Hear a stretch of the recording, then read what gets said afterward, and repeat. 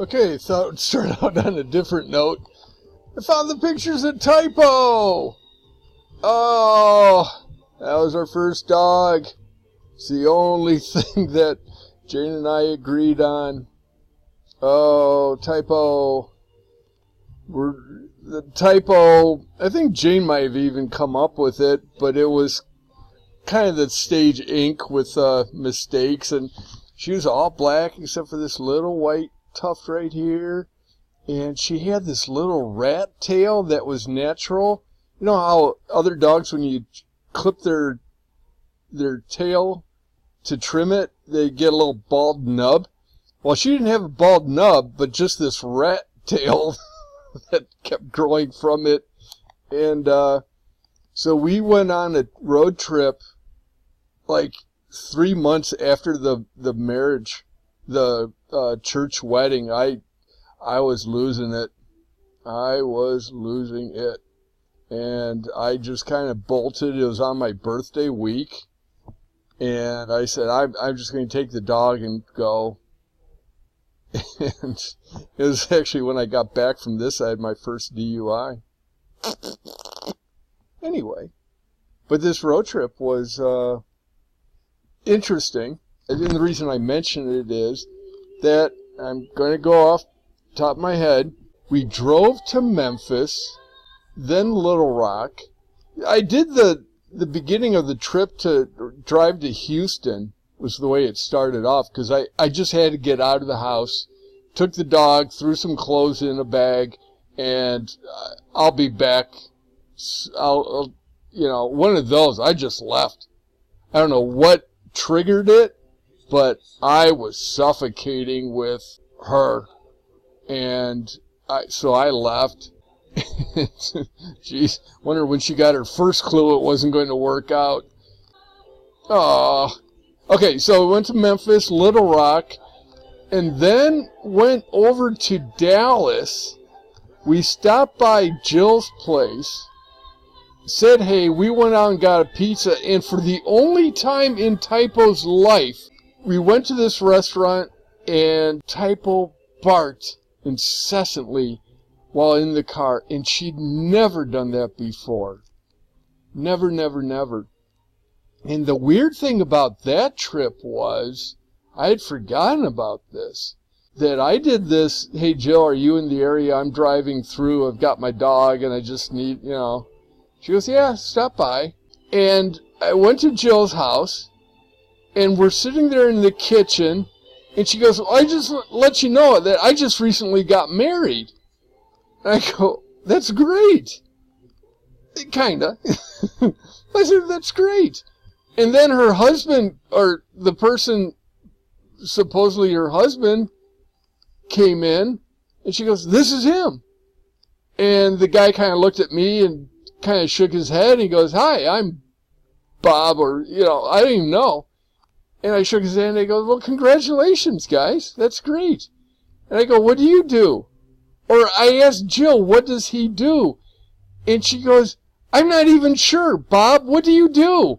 And it was one of those awkward things where it made more sense if Jill told someone, look, I've got this goofy guy coming over. Can you just come over and be my husband and say I'm married?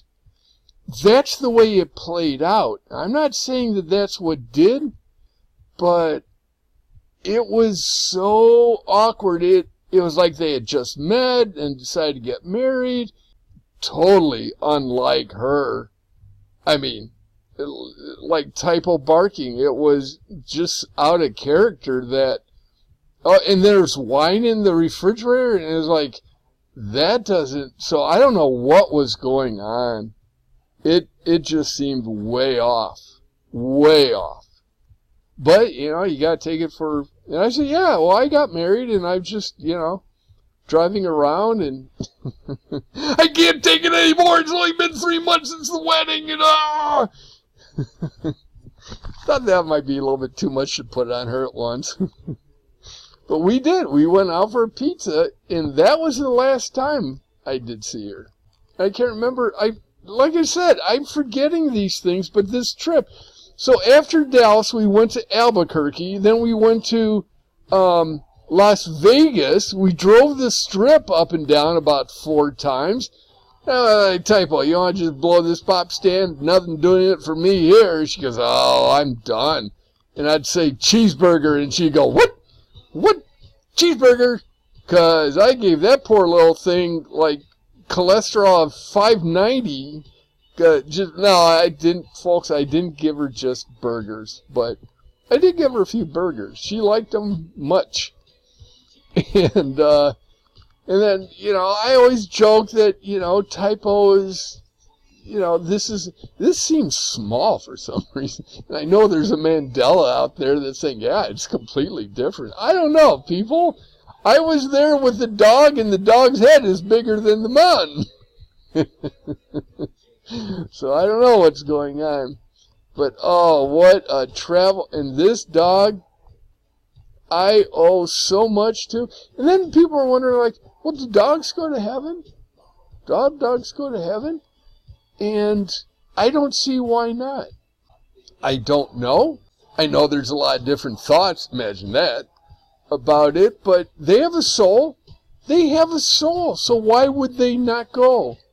So, I don't know. I'm not getting a shut up, don't say that type thing, so it'd be cool, but, you know, Typo is Typo.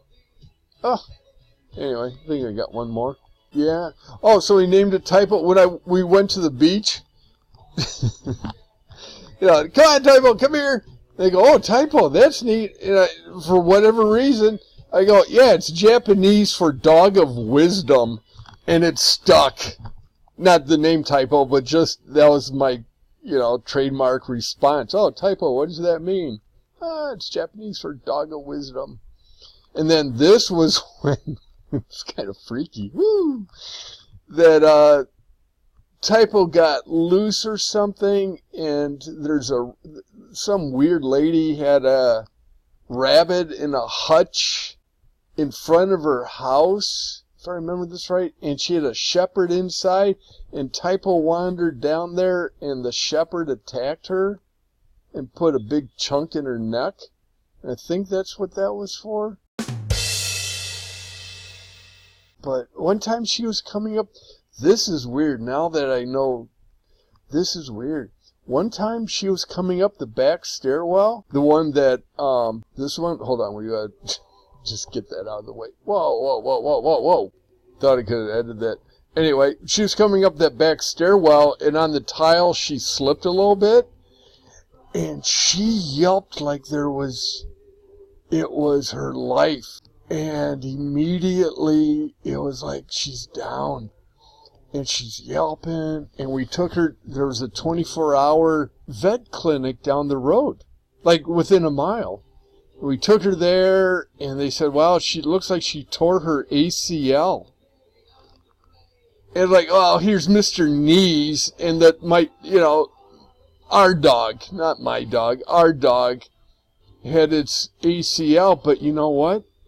In 2 or 3 days, acted like nothing was wrong.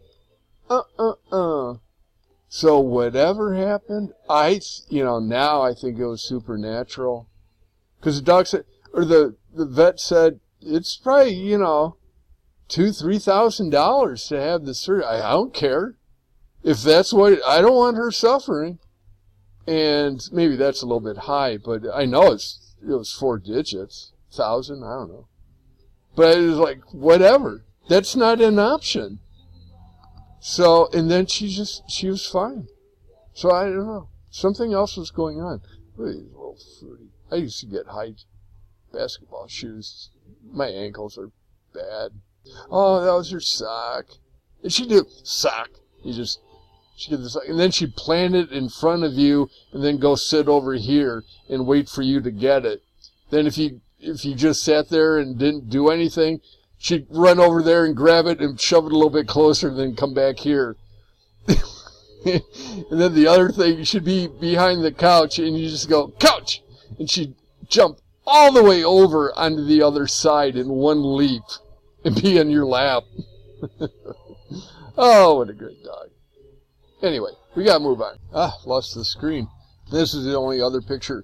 So after Vegas, we touched California and then went to Salt Lake, Denver, and then up to, or no, Cheyenne. We went to Cheyenne and then over to the Blackfoot Hills and then Mount Rushmore, and then back to Chicago. Went through Minnesota, Wisconsin, then back to Evanston. And I called her up.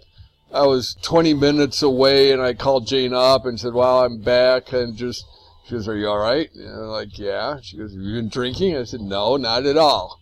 I think I drank the whole week." It was just, oh, God, it was bad. I might have had a beer, but I don't even think I had a beer. It was just, oh, man and his dog. Gotta see America. I think this was Utah. But, oh, was that? And then the other one that we have, hold on. See, these are the only ones I thought I had. But that was Colorado. We went for a nice run, playing around. But, oh, what a great trip. Yeah, something with red. Red fall weather gear? Red, because I was a yellow school bus for way too many years. Oh, man, that was a great trip. But, yeah, poor dog. Kind of liked rock and roll afterwards, or became deaf, one or the other, but... All right, let's get back to the letter. Hold on. All right, so I'm just kind of giving her the update. And I know I'm bouncing all over. I don't care. It's my testimony. I can do what I want. Okay, anyway, this is the last page, folks, so just deal with it. I have. Anyway, I'm taking my semi-annual Amtrak tour where I travel around and visit friends at various locations across the country to do all this. Last one I did, I went to New Orleans, before Katrina, Houston, LA, San Francisco, Seattle, and then back to Chicago. It was a blast. I try to do this and call them my writing vacations when I go through these little transitions. Laptop in tow. It's a great way to travel as you can accept some of the creepy inhabitants who tend to sneak on board during the midnight stops at Stupid City, USA. Now, what I didn't mention was when I did my first Amtrak tour, is when I had to get out and see some people, and it was March 2003, and went down and saw Dave and Lynn in Houston and reunited for a week and had a wonderful time. Then went out to see Rich in Davis. Then went up to Seattle to see Bill, my old stomping grounds when CTL's Seattle office. Too many S's. And then drove back, or took the train back to Chicago. That was the trip where I said, I am never going to date another person again, ever. I get off the train. The following Monday, we have that weekend, we have boat duty to start. It's spring, and I was gone for a month on that trip. Got back into Chicago in April, and Larry called up, "Hey, we got a boat party going on this, at Crawley, so why don't you come on down? We're going to start working on the boat, get aired out and working on it." So I go down there, and sure enough, I see Mickey. And you go, "Well, Mickey, you said you didn't know." Well, Mickey and I went out one time. But it was one of those where you meet each other at the winter party. I'll think of it. But we went to it, and we ended up getting a little bit silly, and so we had met before, but it was, nothing came of it, but I met her again when I showed up at Foley, or boat call at Foley's. But that was not something I wanted to put into this part of the letter. So yeah, went on this. I'll never date another person again. Oh, hi, Mickey. And I had no idea what her name was. That's about as sleazy as I got. But it wasn't bad. It was just, high schoolish. Put it that way. It was very high schoolish. To get a little bit too much rum and get silly. But nothing, PG. It was PG. And in my final conclusion, yes, I will be passing through the Salt Lake area on my way out to Tahoe. I would be terribly shocked but thrilled if I could fabricate another story to get to see you again, like I did with all my trips to Dallas. But I'm afraid I've had this intercontinental excursion planned since late this summer. I don't know what I meant there. Oh, I think I had that. No, I didn't have that trip planned. I don't know what I'm talking about. However, with my trip planned for the last week in February through March 9th, this doesn't take away from the fact I would be terribly shocked but thrilled if I could ever get a chance to see you again. Did I just say that? Oh, here I say thrilled to see you again. And I'd say thrilled twice? Come on, Brian. I wasn't into the thesaurus online too much. Could I have said another word except for thrilled? Oh, who cares? Shut up. Oh, now I'm curious. Don't tease me. Ecstatic? I'd be delighted to see you. I could have said excited. A little bit over the top. Ecstatic? Overjoyed? No. Detective novel over seeing you? Yeah. Pleased? Pleased. Elated? No, that's over the top. Tickled. Okay. That's why I never use the thesaurus, which is a lie. I use it. But I usually didn't. Anyway, chance to see you again. And I didn't sign it. That's weird.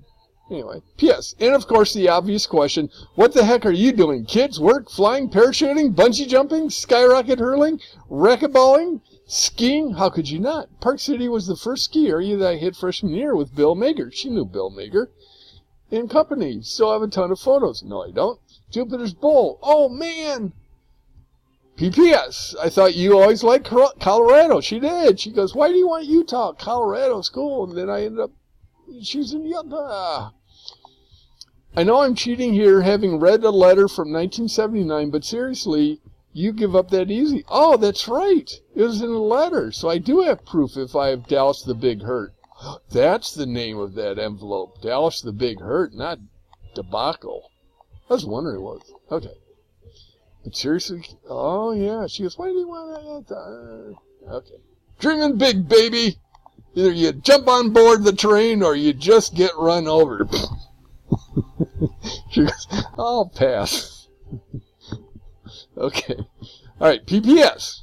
Yeah, you just can't do one. And then you got to do the engineering stuff. Anyway, PPS.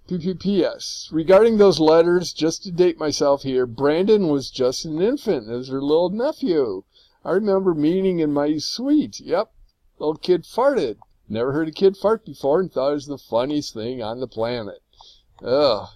So, that makes him what, around 30 now? It's probably 40 now.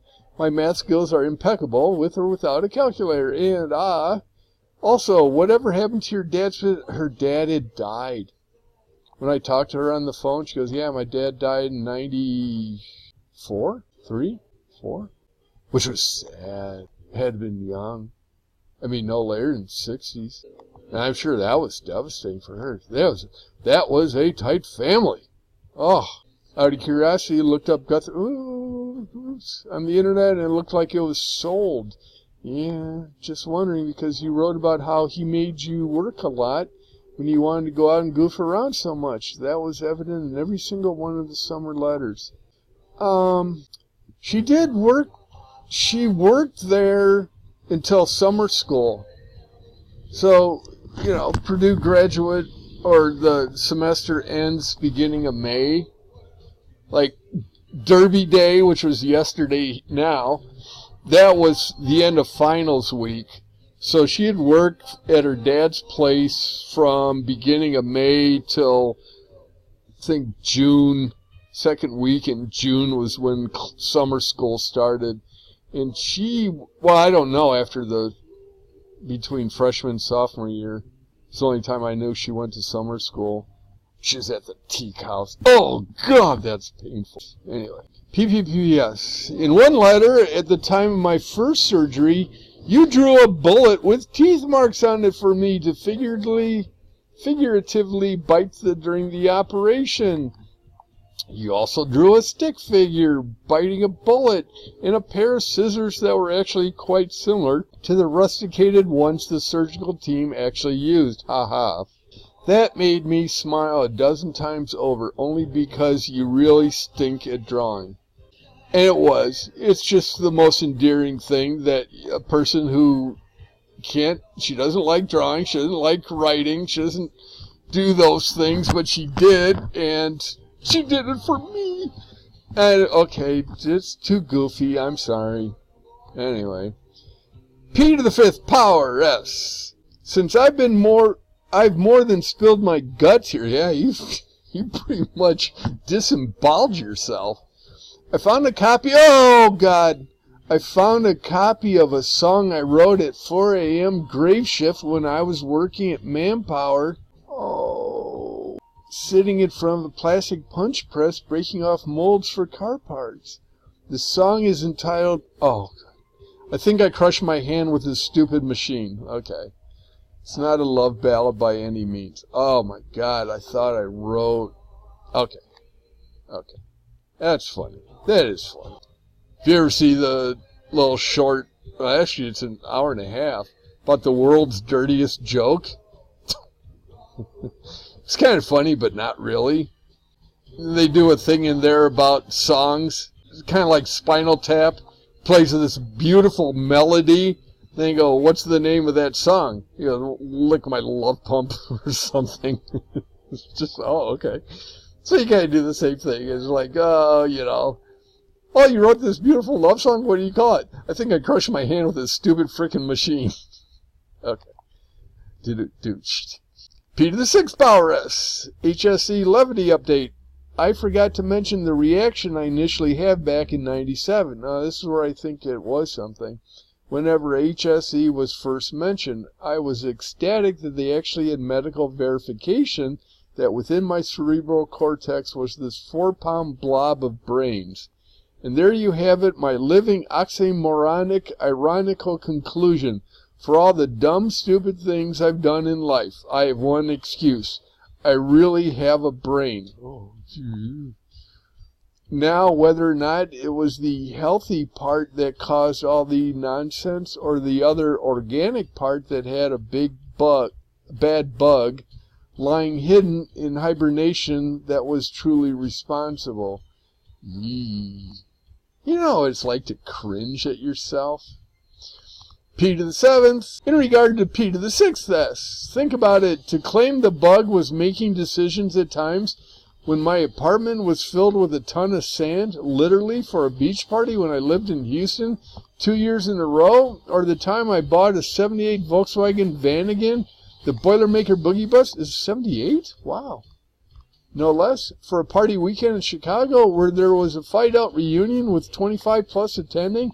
She knew the Fight-Out guys, and they gave me such a hard time. Oh, Hell Week, I was supposed to go over to the FIMU house and get some underwear from her, which I refused to do. And I about quit the house 3 times. Just said, I'm not doing that. That's just stupid. And it wasn't bad stuff. It wasn't eating bad stuff. It was just getting yelled at for stuff. I was like, Then they said, go over to the Fight-Out house, or go to the FIMU house and get panties from... Sorry, I tried to avoid saying it. Trying to get underwear. Boxers! From Jill. I said, absolutely not. I am not going to do that. He said, well, you're out. I said, oh, fine. Fight-Outs. Brotherhood. Moving on. In attending Bloodwood's, okay. Cubs cards. Game of the century. Yeah, it was. June 23rd. Yeah, it was. 84. Yeah, it was. I think. 84? 83? Oh, whatever. Then a Buffett concert. Or the time space aliens came down and conferred with Bigfoot. Oops. Over the top. P to the 8th. Okay, who am I kidding here? I have absolutely no excuse for my actions other than my own accountability. P to the 9th. However, I certainly wish I had an alternative explanation.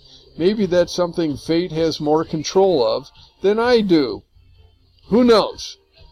I don't what story I can come up with if I really had to explain myself when it's all over. Well, that's what we're doing now, buddy. I don't know what story I don't know what story I can come up with if I really had to explain myself when it's all over. Well, that's exactly what we're doing. And we have 800 tapes to prove it. You little knucklehead, you just wait 10 years. P to the 10th. And so in my absolutely last final conclusion again, what's the real Guthrie story these days? Pun intended. All right, people. There you go. Done and done. When you look like that and you're trying for that, you gotta go with something else besides looks. So I went with charm and wit. And that was that's not a sound effect, that's me grunting. Bye. Actually, we weren't done. And Heartbreak Hotel was coming on, so it was too funny. Anyway, I forgot 2 more pages of stuff. And it's images, no more verbiage. So let's see what else. So I sent her the copy of the cover. I know I've gone over it. And it was like, okay, bought the author, Brian, 1993 promotional photo. Ha ha. And then that was probably one of the more decent, but that's still 15 years old. God. No, maybe not. That's probably a halfway decent picture. Hair's reasonable and stuff. It's a little bit messed up, but got that glaze, got that Michael J. Fox look, a Sparky, and got the little, crooked mouth, and just like, yeah, just take the picture. But look, and then then the last picture. Okay, there's not a whole lot. Yeah. Was the boat? Yeah, I just wanted to show her that. Yeah, 2006. So this guy's still banging around. So, we've got Sam, Stan, Wally. No, Wally. That's Eric. I think I wasn't sure Jeff or Eric. I think that's Eric. God, that guy's knew his stuff. But talk about your high-tech sales. Woo, that was, I don't even want to know. 6, 8 grand? I don't know. Could be a lot. But it looked, was that thing? This was a machine. This is the Bjorn Borg for me. Oh my God, this was a racer. Foley was a 1-tonner, which was cool. But Rebound was kind of the original race boats way back in the 80s before it got popular. But then this was, I don't think they called this an ultralight, but it was a Nelson Merrick 43. And when you're down below, you could see the hull twisting. It was so light. I mean, this thing was gutted and feathered out. All this carbon fiber. And this was a machine. And there's Wally. Oh, Wally, you're great. That guy, he bounced with, I want to say Ted Turner. He knew Ted Turner to some extent, but he was really a figure with racing, with magazines and names. Yeah, Eric. I think that's Eric. God, that guy, something about him. He was dialed in. I wanted to look like him. Oh, and then what's this guy, Mike? He was the guy with the Wuju. He goes, yeah. He's like, he's Japanese, and he was just going, yeah, he ran pit. Oh, did he do a good job? Aced me out of the position. I think I was masked. And I got on this boat. Sam got me on this boat, and then he found out how old I was. So this is 2006. I'm 46 years old at this point. He goes, 46? I wanted you because I thought you were in your 30s because all these other old guys. And I go, well, I'll take it. That's a compliment. But this was kind of a gray-haired boat in some regards. And, he was funny. But he'd just sit there and he'd be kind of quiet, but then he'd go, I just put Wuju on regardless. So we're okay. It probably was. I don't know. No, he's a good guy. But, Oh, and then we had, I shouldn't even say it, we had our token black, I mean, Stan's black, but another guy, and I just said, you know, I don't have any black friends. Can you be my token black? And then I didn't know anything about South Park. He goes, yeah, you can come. I go, you're my token black friend. And his name was Stan. And not that they're all named Stan. Oh, my God. But how funny is that? But his name was Stan. He was getting into Chicago politics. Yeah, I bet you he's going to go somewhere. I bet you he is. But, yeah, Stan and Stan. And Stan was he was a politician-looking guy. Good-looking, good dude. Nice girlfriend. Oh, yeah, he's got his future. Anyway. But, yeah, I was masked, I guess. I might have done foredeck once or twice. But fully I did foredeck for a season, which was cool. That's rock star stuff. I'm not saying I was a rock star, but, man, be the front of the boat, be at the pointy end. Man, there is something going on with energy, too, at the front of a boat. Because at the beginning of the race, if you're the bowman, you got to dink around with all this stuff. But in between each tack, you have to kind of duck around. But you're in your own little world. In the back of the boat, it's like, where's so-and-so? Where's so-and-so? You know, it's like, who's on my stern? And all that chaos is, and then it's like, I don't have to worry about nothing because I don't have to. My little job is to get the sail down or up or whatever where we change out, and then I'm done. And I like that position because you could be isolated. If you're back here, oh, it's fun, but it's a different fun. Here they called Adventureland. And then back here was Fantasyland, and there's one more. Adventureland, Fantasyland, if you're a tactician, and something. It was neat. But, oh, my God, front of the boat. But when the boat swings around, and you're, whoa, God, is that cool. There's nothing you can do. If you go crashing into a boat, you go crashing into a boat. Huh. You know, you can't do anything. It wasn't your fault. You weren't doing anything. Oh, God, those. But, oh, they're so bittersweet. I could not wait till the end of the race and have that little green can of Heineken because my body was saying, ouch. That's all right. It was a good hurt. It's all a good hurt. But, yeah, Rod Salazar. Brian, look at the names. Rod was the Wuju guy. Oh, my God. Bill Rags. He was the weather guy.